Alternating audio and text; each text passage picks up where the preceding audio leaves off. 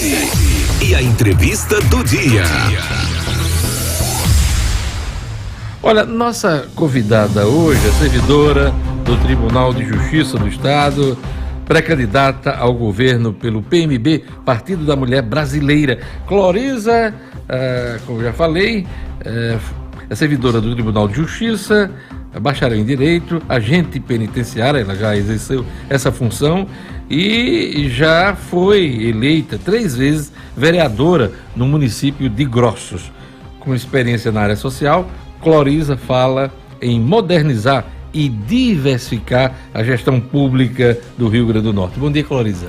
Bom dia, Diógenes Dantas. Bom dia a todos que nos ouvintes, que nos acompanham aqui na Diário 97. Cloriza, por que é que você decidiu disputar o governo estadual? Pergunto isso porque você foi vereadora em 3 mandatos lá em Grossos, no que exerceu um cargo no Executivo, por eleição. Por que o desafio de disputar uma eleição majoritária? A política na minha vida não foi um projeto que eu tracei. A minha vida foi pautada em superações e eu me preparei para uma vida difícil, né? Filha de pais humildes, vendi algodão doce no município de Mossoró, professora, policial penal, servidora pública, contadora, filha de pequenos e microempreendedores. Então, a gente tem uma vida muito sofrida. Mãe de um filho que nasceu com a deficiência, uma síndrome rara, que venceu a excepcionalidade. E também a gente participa hoje de movimentos em prol a esses tipos de pessoas que hoje são excluídos. Então, além de trabalhos sociais que a gente tem. Então, na verdade, eu nunca me programei para ser política. Quem era o político na família era meu esposo. E faltando 20 dias de uma campanha para vereador lá em Grossos, meu marido, que estava em política desde 92, me convidou porque ele foi impugnado. Ele, como delegado de polícia civil, 25 anos de profissão, ele teria que se afastar 6 meses, se afastou 3. E aí ele me chamou, e eu que já tinha dito a ele que política, uma vez eu disse, ou você sai da política, eu me separo. Esse era o meu pensar sobre política. Conceito que muitos estão falando hoje. Todo mundo é igual, é tudo ladrão, não dá certo. Só que aí eu fiz um cálculo, como contadora, eu fiz um cálculo, eu digo, a gente não compra voto no interior, ninguém me conhece, porque eu nunca participei de movimento, de convenções, embora ele estivesse envolvido.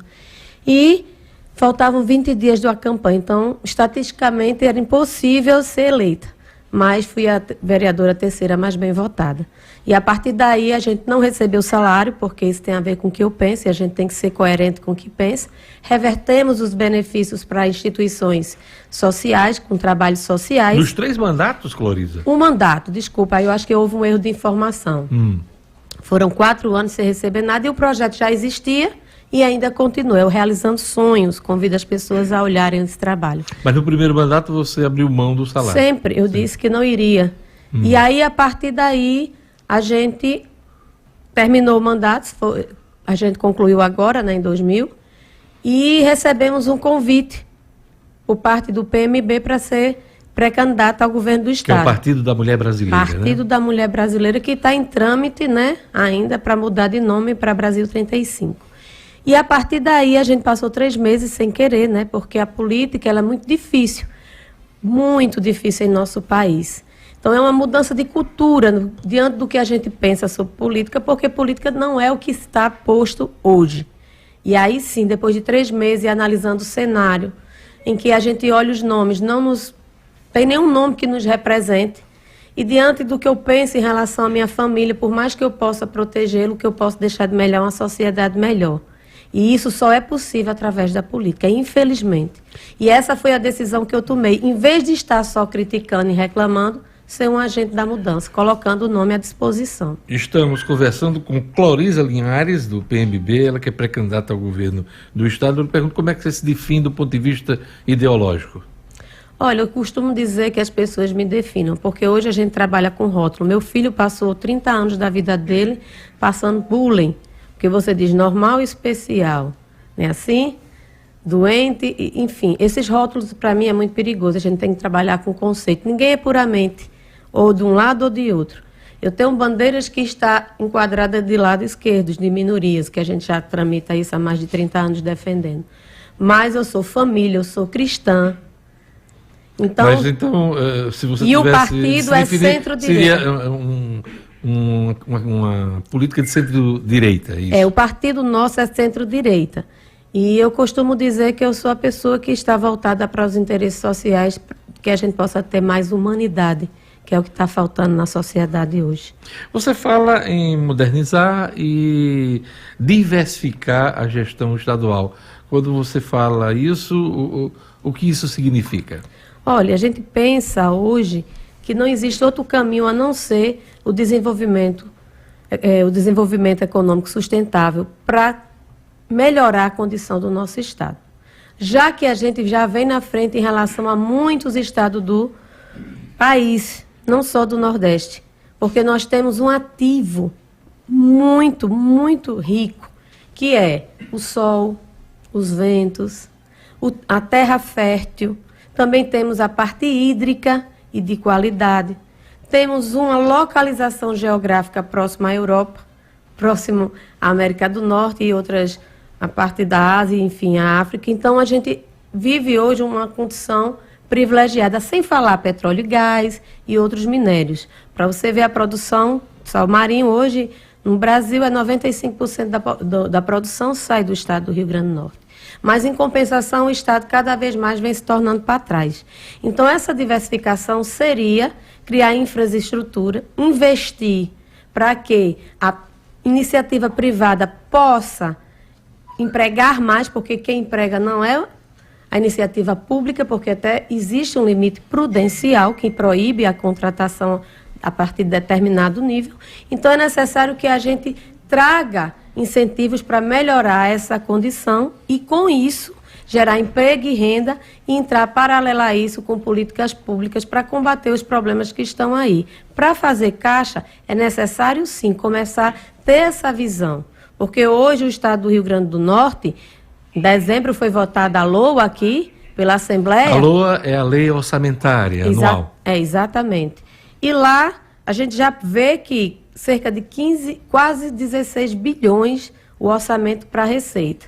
Mas nas despesas já estava acima de 16 bilhões. Então você já vê que começa de forma, tratando-se de contabilidade e de gestão pública, né, também tem um pós-graduação em gestão pública, a gente percebe que já começa de pé esquerdo, gastando mais do que se tem, né? Pelo menos é a previsão. A senhora tem acompanhado, como técnica em gestão pública, que a capacidade de investimento do Estado foi perdida nas últimas pelo menos nos últimos 3 mandatos de governo.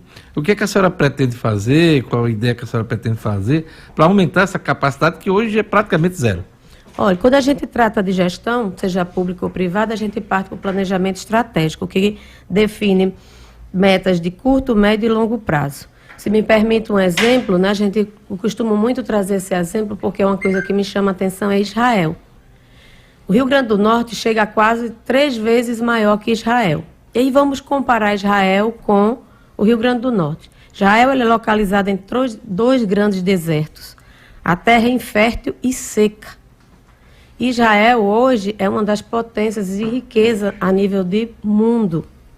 E Israel, parte da sua economia, ela é oriunda da fruticultura. Como um país com esse quadro consegue isso? Vamos lá. Israel, até bem pouco tempo, uma família vivia com 10 litros de água. Uma família.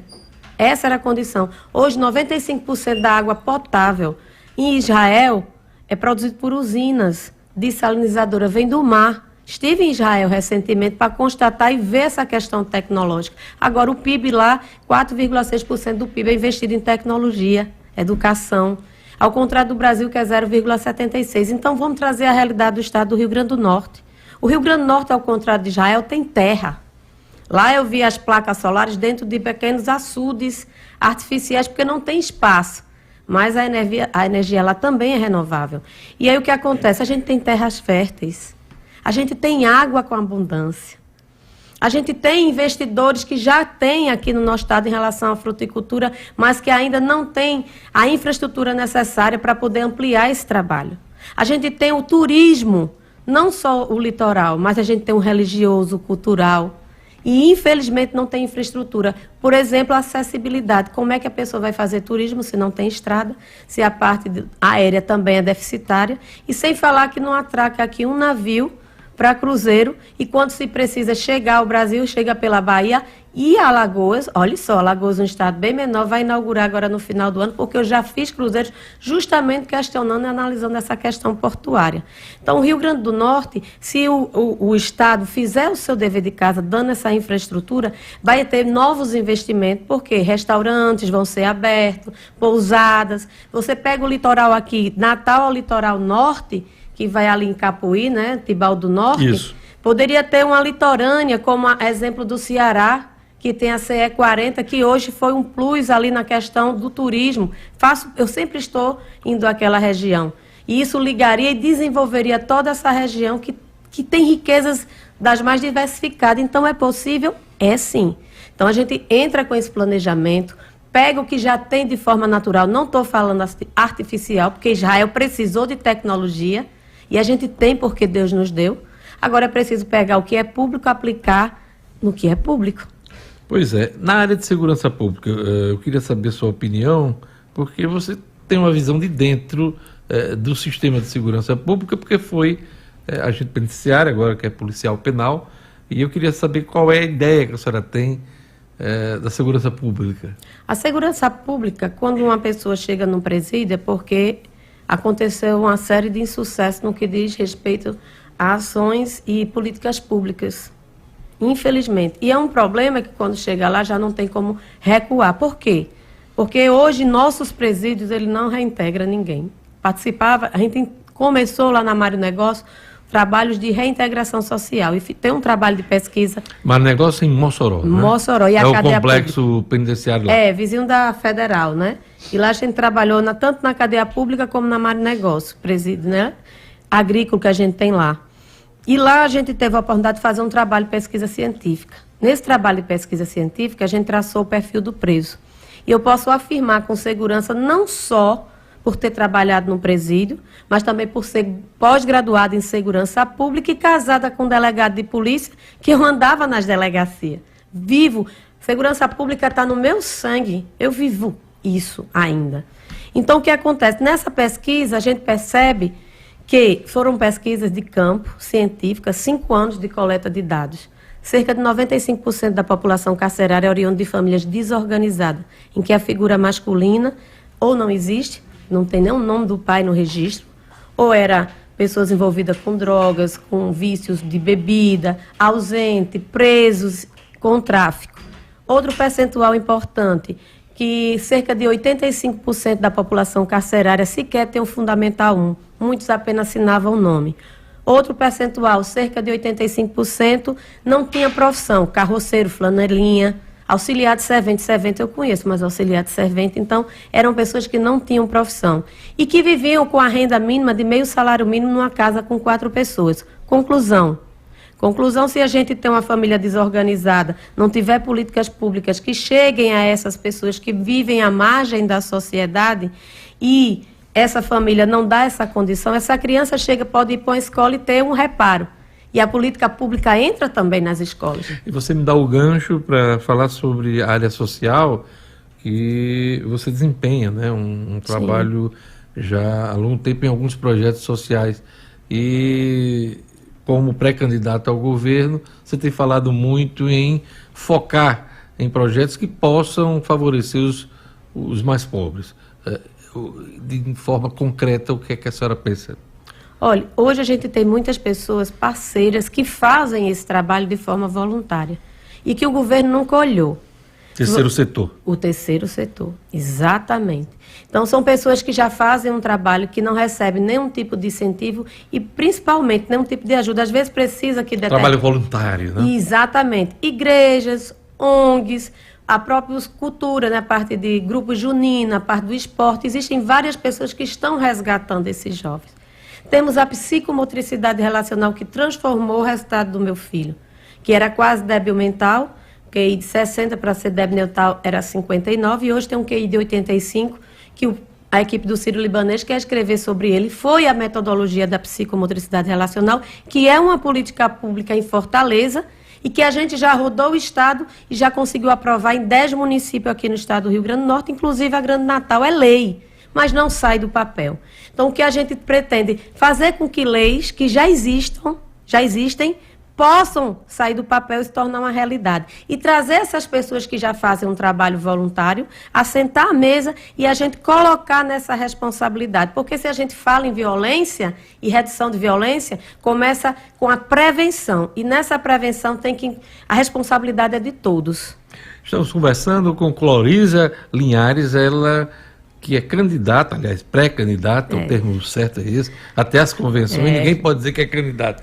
Pré-candidata ao governo do Rio Grande do Norte pelo Partido da Mulher Brasileira. Você fala muito também em valorizar os negócios da terra, os negócios locais. Qual é a ideia que você tem disso para ativar ou reativar a economia? A gente hoje tem dados, né, que fala que a cada 3 empresas, minha formação também, eu sou bacharel em contabilidade e pós-graduada também em contabilidade gerencial. Sabe fazer conta. A gente entende um pouco. E aí o que acontece? A gente tem dados que a cada, inclusive dados recentes agora de 2021, né, publicado agora em 2022, que a cada, cerca de 48% das empresas que se abrem, que são abertas, em 3 anos elas vão à falência e fecham suas portas. Qual o principal? Nascem e com pouco tempo morrem, né? 48%, é quase a metade das empresas que são abertas. Isso é um dado muito importante. E qual é o motivo disso? Porque as pesquisas apontam uma gestão ineficiente. Então, você já vê que o governo pode, porque aí outro dado, que mais emprega no nosso país, cerca hoje, dados recentes de 2021, pelo Sebrae, que é que acontece, cerca de 78% dos empregos hoje gerados em nosso país é oriundo de micro e pequenas empresas. Então, você percebe a responsabilidade social no que diz respeito a emprego, renda, mas entra a arrecadação também. Porque ou você arrecada através de aumento de impostos, ou você arrecada aumentando quem vai ser contribuinte, porque quem arrecada é o contribuinte. Quem paga é o consumidor, mas quem arrecada é o contribuinte. Então, o que é que acontece? Seria importante que o governo entrasse com... Já existe o Sebrae, mas tem que ampliar e melhorar esse serviço para qualificar aquelas pessoas que vendem o seu carro, vendem sua casa e vai começar seu negócio e que vai gerar recursos para o governo, mas também renda. Então, é preciso linhas de crédito, programas de governo, principalmente treinamento e qualificação. E isso é papel do Estado, isso é papel do governo para ajudar essas pessoas que não têm recursos. Os grandes se viram, mas os pequenos têm essa dificuldade. Sou filha de pessoas que fazem parte desses números de pequenos e microempreendedores. Vender algodão na rua, algodão doce na rua, né? Ambulante. Então, muitas pessoas ainda estão na informalidade. Não é por desejo. Eles queriam poder estar na formalidade, mas não conseguem estar. O excesso de burocracia, a falta de informação. Então, enfim, são inúmeros fatores. E é possível, se o governo se comprometer e chegar com essa política diferenciada, ele resolve um problema que diz respeito a emprego, renda e melhora a arrecadação. Clorisa Linhares, você é pré-candidata pelo Partido da Mulher Brasileira. Qual o papel da mulher na vida pública? Hoje até tem cotas para a participação das mulheres na eleição, estão tentando apertar a coisa para que o dinheiro realmente chegue na mão delas, para que elas possam concorrer em pé de igualdade com os homens. Mas qual é o papel da mulher numa eleição como essa que se avizinha? O homem e a mulher se complementam. Penso que não há um maior nem um menor, e cada uma com suas características, mas é um complemento. Mas há uma diferença de participação de gênero. Não, eu vou chegar na política, né? Eu estou falando primeiro do que eu penso de homem e mulher. E, infelizmente, essa questão de cota não era para existir. Deveria ser um processo natural. Não que eu seja contra cotas, de forma alguma. A cota é uma forma de buscar a mulher. Mas o meu sonho é que a mulher venha de forma natural, assumir o seu lugar. A mulher, por muito tempo, ela foi subjugada para o papel da maternidade e do cuidar do lar. Ser uma pessoa serviçal. Mas a mulher vai além de tudo isso. A mulher é mãe, a mulher é profissional, a mulher é estudante, a mulher é mãe, é filha e é aquela pessoa que faz toda a diferença. Eu fui vereadora na Câmara, de 9 pessoas, tinha 2 mulheres. E a gente ainda, em pleno século XXI, sofremos assédios, um olhar diferenciado. A mulher, por muito tempo e ainda hoje, é olhado como objeto sexual. E isso é muito prejudicial. Porque quando você taxa ou quando você rotula a mulher só nesse sentido, acaba vendo essa situação que a gente assiste de violência, quando há um rompimento. Porque quantas vezes as mulheres já viveram... A senhora faz referência aos feminicídios. Exatamente. E a violência doméstica contra a mulher, que muitas vezes ela se silencia, até porque quando chega numa delegacia, digo porque conheço as delegacias, conheço a segurança pública, tem homens lá que a gente fica constrangida enquanto mulher para falar de uma situação para um homem. Mas tem delegacias especializadas que não funcionam no horário integral, que final de semana está fechado. Então quer dizer que a gente só vai ter assistência num determinado local? Muitas vezes assistido no local por um policial. Então, assim, a mulher, ela precisa hoje ocupar um espaço, mas é preciso que a gente, mulher, corra também. Entendeu? Uma ajude as outras, porque é preciso deixar essa mensagem. A mulher não é mais o que foi no passado. A mulher tem um espaço e ela é necessária para esse equilíbrio, já que eu penso isso, o homem e a mulher, eles se completam, eles não são concorrentes. O governo do Estado hoje é gerido por uma mulher, a governadora Fátima Bezerra. Qual é a avaliação que a senhora faz do governo de Fátima? Olha, é lamentável o governo dela. E eu não falo da pessoa, eu falo da gestão. Da gestora, né? É, da gestora. Quer dizer, gestora, né? Mas ela nunca geriu sequer uma barraca de coco. Uma pessoa que vai montar uma barraca de coco é contribuinte, levanta cedo, tem que organizar e muitas vezes contrata pessoas para poder... Então a gente começa a ter... A governadora Fátima é uma pessoa experiente na vida pública. Vida pública. Vários mandatos e é governadora do Estado há 3 anos. Bom, eu estou falando a minha opinião, né? A minha opinião nesse sentido. Eu estou só fazendo um adendo só para porque ela é pontuar, não estou discordando. Mas a experiência dela como gestora fica a desejar. É como você entregar uma pessoa, você entregaria a sua família a uma pessoa que não sabe dirigir para deixar seus filhos na escola? Então, assim, eu vejo ela um pouco nesse sentido. É preciso se qualificar mais nesse sentido. Tem teoria, tem a prática. A política por si só, ela não é o suficiente, porque uma coisa é ser gestor e outra coisa é ser parlamentar. São funções diferentes, são atribuições diferentes. Então, a senhora só foi parlamentar até agora, 3 mandatos de vereadora, está postulando o executivo, o governo do Estado. Não estaria na mesma condição de Fátima? Não, porque eu tenho conhecimento em contabilidade, tenho pós-graduação em gestão pública. A senhora se acha mais qualificada? Em termos políticos, eu não tenho nomes tradicionais, não tenho histórico, isso para mim é um fator favorável, porque como a política está, o que é que eu vejo?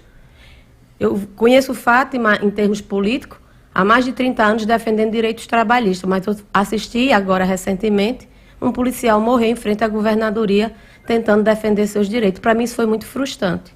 Porque ele construiu. A senhora atribui a governadora, então? Não é atribuir. Ele criou, ela construiu sua carreira pública defendendo os trabalhadores, levantando essa bandeira. Os professores, ela foi relatora da lei que trouxe essa alteração salarial. E aí a gente também assistiu à dificuldade. O que eu quero colocar é que uma coisa é ser parlamentar e a coisa é ser gestora. Verdade. E ela não tem esse conhecimento. E eu não estou falando da pessoa. Eu estou falando que a gente, para eu pedir que aquela pessoa leve meus filhos à escola, eu vou pedir que, no mínimo, ele saiba dirigir, esteja habilitado. É isso que eu trago. E a questão pública, não estou dizendo que é mais ou menos, mas nesse momento, no contexto do Brasil, eu confesso a você, esses nomes de longas datas têm sido prejudicial, porque a gente acaba perdendo a confiança diante do quadro que se encontra hoje. Alguma área da gestão de Fátima escapa ou a senhora faz uma crítica geral? Olha, o que pode se ter dito é que as folhas salariais, que isso para mim não é Ela recebeu 4 folhas Pronto. em atraso do governo anterior, É o que a mais de R$1 bilhão em dívidas do governo do Estado com os servidores. Sim, mas ela esteve muito tempo aí também, como você já colocou, Diógenes. Ela foi política há muito tempo, onde ela estava como senadora, como deputada, porque se é um desastre, ela também já foi fiscal da lei. Poderia ter evitado que chegasse a esse ponto, porque ela estava sempre presente na política. A Cloriza não, mas ela está sempre. Há 30 anos ela está na política. E ela poderia ter evitado esse caos. Mas folha de pagamento é uma responsabilidade, é um dever e é um orçamento. Infelizmente, vai para a gestão novamente. Assim como ela, os seus antecessores, foi pior ainda, digamos assim. Nossa entrevista está chegando ao fim, mas eu gostaria de lhe perguntar sobre as pesquisas. A gente tem já um quadro aí de uma série de pesquisas, e na última, se não me engano, a senhora não chegou a 2%. Não. Das intenções de voto. Isso lhe desanima? E eu queria saber se a eleição está em aberto. Primeira coisa, Cloriza, filha de pessoas pobres, passou fome, vendeu algodão doce lá em Mossoró, uma pessoa humilde, que casou com um delegado, sofreu muito, tem um filho que nasceu com a síndrome rara, genética, mas que venceu a excepcionalidade, casamento meio desorganizou-se, hoje reestruturou-se, e hoje eu tenho uma vida estável financeiramente, não sou rica, não, mas tenho com o que viver. Uma pessoa que vem do anonimato, ninguém conhece, muitos nunca ouviram falar, não tem um nome tradicional nas costas, e estamos numa pré-campanha começando. Pontuar mais de 1% para mim é um resultado fantástico. É um bom início dessa jornada. Um bom início para uma pessoa que surge do anonimato, com a história de vida sem nenhuma tradição política e vindo do interior. Então, é necessário levar em consideração isso. Então, eu saio muito otimista, muito positiva, porque eu estou nessa, porque assim como muitos brasileiros, muitos potiguares, querem uma mudança, que é algo diferente. E como eu não vi nos nomes aí colocados, eu me coloquei como essa mudança. E eu espero que essa entrevista tenha ajudado a que muitas pessoas escutem e conheçam Cloriza Linhares. Muito obrigado por sua participação aqui no Diário 97, Cloriza. Diógenes, muito obrigada. Eu que agradeço por esse espaço, por essa simpatia, gostei muito do seu trabalho, né? A gente acompanha também. E dizer às pessoas, não adianta a gente sentar numa cadeira e reclamar, dizer que política é tudo ladrão, que ninguém presta. Porque isso não vai mudar a nossa realidade. E ao final, as pessoas vão chegar lá e vão fazer com que todos nós sejamos responsáveis. Todo mundo vai pagar pelo mau gestor. E aí é necessário a gente compartilhar a responsabilidade, ser agente da mudança. Se você não acredita em ninguém, coloque seu nome à disposição, vá pleitear um cargo para fazer a diferença. E se diz, Deus me livre, vá às urnas e escolha alguém que você acredite ser diferente. Fiquem com Deus. As minhas redes sociais é Cloriza RN. Me sigam e conheçam quem é Cloriza Linhares. Pois é, e a gente vai acompanhar, né, o processo eleitoral aqui, por exemplo, Diário 97. A ideia é a gente abrir, claro, o espaço para todos os candidatos na majoritária aqui. Vamos ter uma rodada de entrevista com os candidatos ao governo, também os candidatos ao Senado. Então, todo mundo vai ficar bem informado aqui no Diário 97. Obrigado, Cloriza, por sua presença aqui no programa. Obrigada, Diógenes. E se me permite, a gente tem um senador que é sim. Ney Lopes, pelo PMP. Nosso querido ex-deputado, ex-vice-prefeito de Natal. Ele, inclusive, ontem, a gente sempre se fala pelas redes sociais, eu conheço o Ney desde o período de Brasília, né? E em breve eu vou trazê-lo aqui para a gente bater um papo no nosso programa. Então, no que diz respeito à experiência política, eu estou bem acompanhada, né? Então você é pré-candidato ao governo e ele é pré-candidato ao Senado. Valeu, Cloriza!